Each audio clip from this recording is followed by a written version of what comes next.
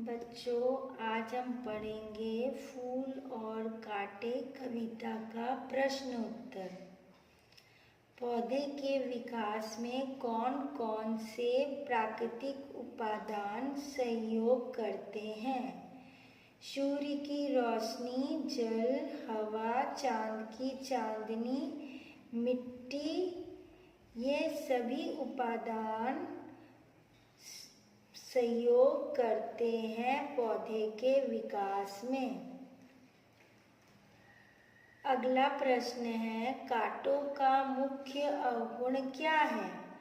तो कांटे किसी की उंगलियों को छेद देता है, किसी के वरवसन को फाड़ देता है, तितलियों का पर कतर देता है और भौरों का श्याम तन भेद देता है।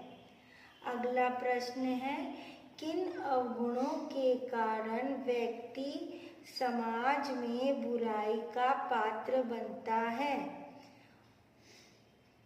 अपनी रंग ढंग, सोच विचार, बातचीत, चरित्र व्यवहार जैसे आचरण व दुर्गुणों से समाज में बुराई का पात्र बनता है व्यक्ति। अगला प्रश्न है, फूलों की क्या विशेषता है? तो फूल तितलियों व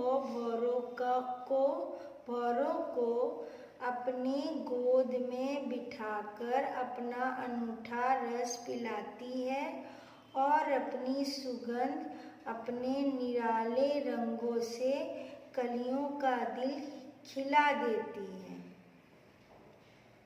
अगला प्रश्न है,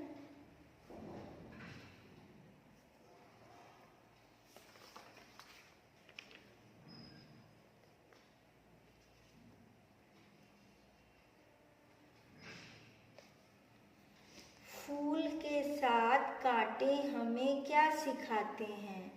फूल के साथ कांटे हमें यह सिखाते हैं कि बड़प्पन किसी उच्च वंश में उत्पन्न होने से नहीं आता, अपितु अपने निजी गुणों से आता है।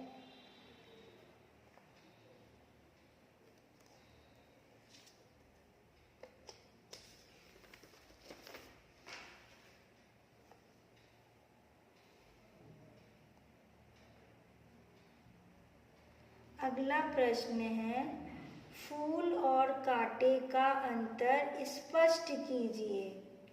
फूल और कांटे दोनों के स्वभाव में बिल्कुल विपरीत अंतर है।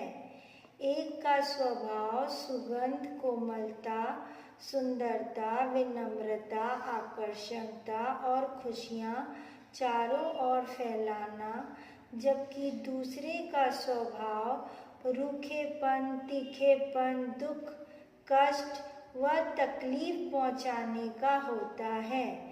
दोनों एक ही पौधे के भाग होते हैं, लेकिन अपनी अपनी प्रकृति के कारण दोनों क्रमशः आदर और अनादर का पात्र बनते हैं।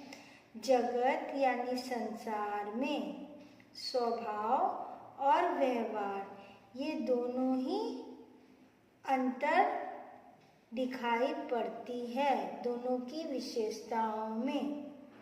कवि के अनुसार बड़प्पन का आधार किसे माना गया है और क्यों? कवि के अनुसार बड़प्पन का आधार व्यक्ति के गुणों और व्यवहार में छिपा होता है, न कि उसके उच्च व निम्न कुल में जन्म लेने से।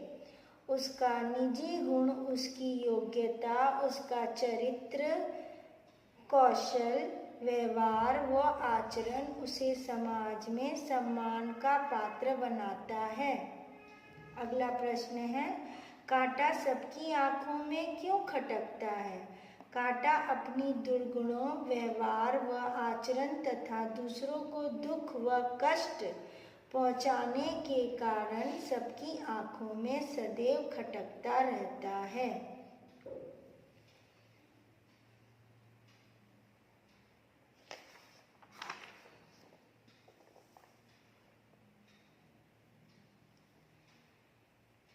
कांटे भौरे और कलियों से कैसा व्यवहार करता है? कांटे भौरे के पर को कतर देता है और कलियों के तन को छेद देता है। धन्यवाद।